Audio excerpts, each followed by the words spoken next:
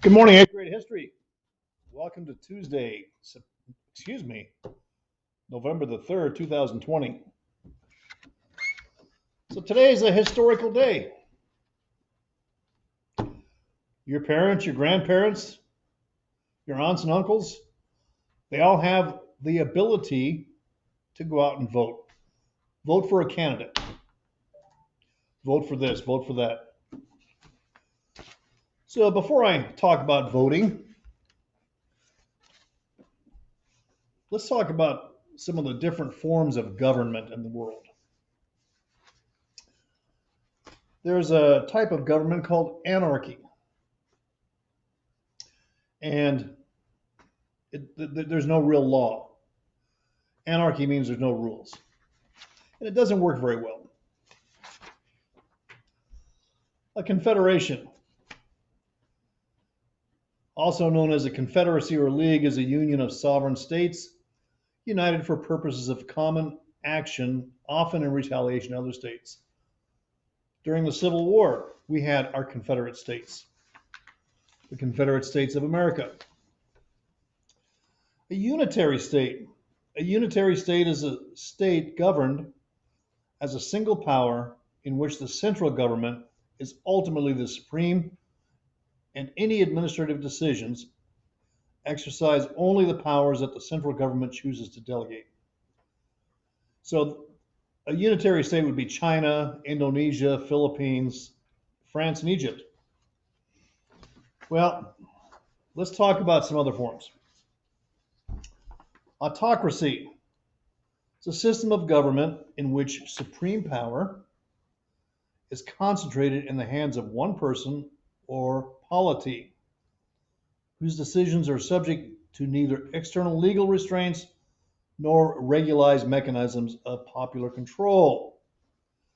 A monarchy. Well, the British Empire, the Queen of England, is a monarch. There aren't very many left in the world. Saudi Arabia is ruled as a monarchy. England is what we've called a democratic monarchy. The Queen may have ultimate say, but the people there, including my sister, vote for prime ministers. They vote for people who work in the government, House of Lords, House of Commons, etc. Well, we are a democracy. A democracy, meaning rule of the people, is a system of government in which the citizens exercise power directly or elect representatives from among themselves to form a governing body, such as a parliament. Democracy is sometimes referred to as, quote, the rule of majority. Democracy is a system of processing conflicts in which outcomes depend on what the participants do, but no single force controls what occurs and its outcomes. Now, our government is governed by three bodies: the executive branch, the legislative branch, and the judicial branch. The executive branch is the president and all of his cabinet members or her cabinet members. The legislative branch, they're the ones who create the laws. They are our congressmen and senators. And then the judicial branch, which oversees the other two branches, and we have in place a form of how would I refer to this? Checks and balances. Each one of the branches checks and makes sure that everything's in balance, that not one branch has too much power. So we elect our leaders. Your parents have the opportunity to do that tomorrow. I told you I was going to talk a little bit about history, and I am. I was 14 in 1969. We had a war raging in Vietnam. Throughout the 1960s, we had civil unrest in America, civil rights upheavals, unrest because of the war in Vietnam, which was unpopular.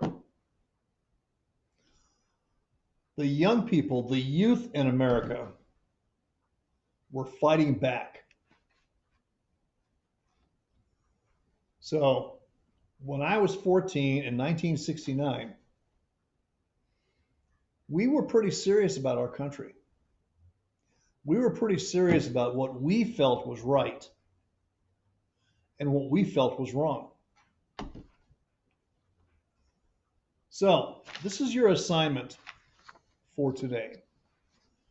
Today is voting day in the United States. Throughout our nation's young history, its citizens have held differing viewpoints about how, who, and why our leaders should govern. Give this prompt some serious thought. In 4 to 5 years, you will be eligible to vote. These are the questions that I want you to respond to.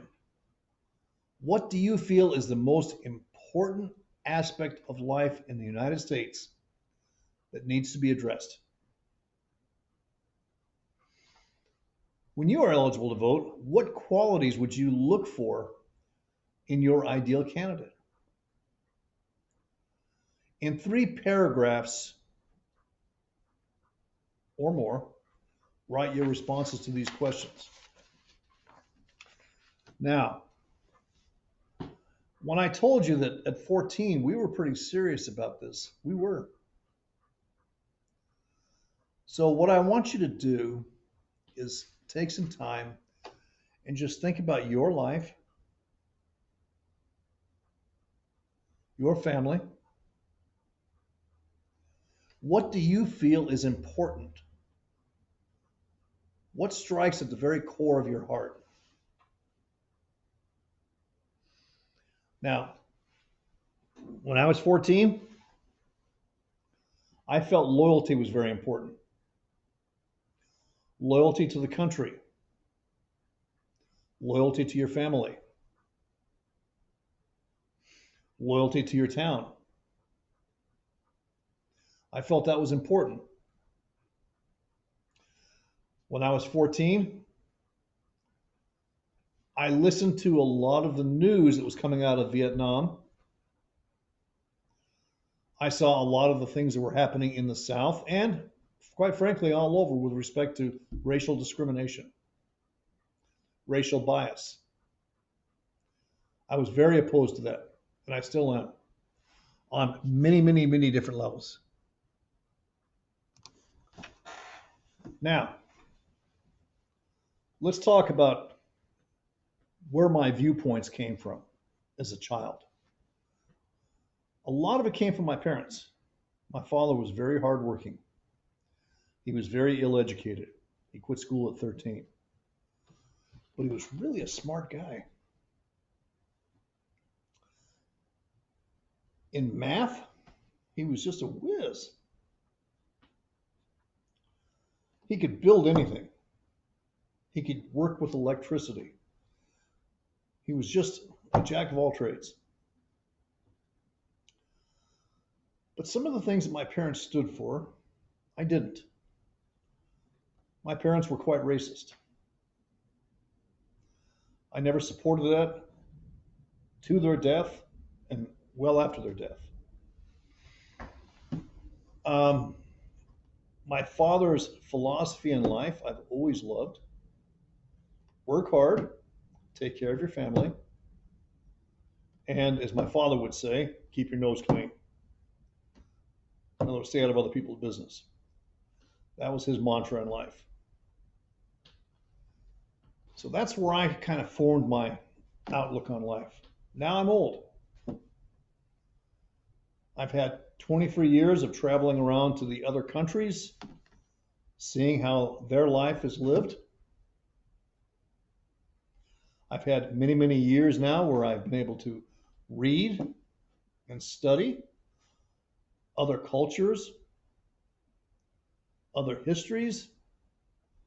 So now I have a more intellectual and more informed viewpoint about the world.